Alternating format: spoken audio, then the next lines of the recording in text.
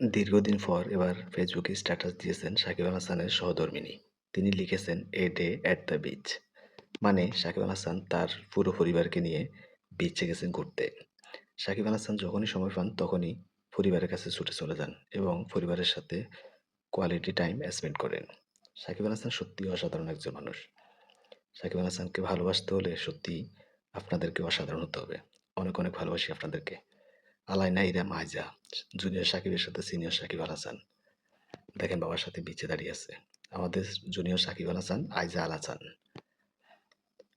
বাবার সাথে ইরাম এবং আইজা দুষ্টুমি করতেছে বিচের পাড়ে বাবার সাথে।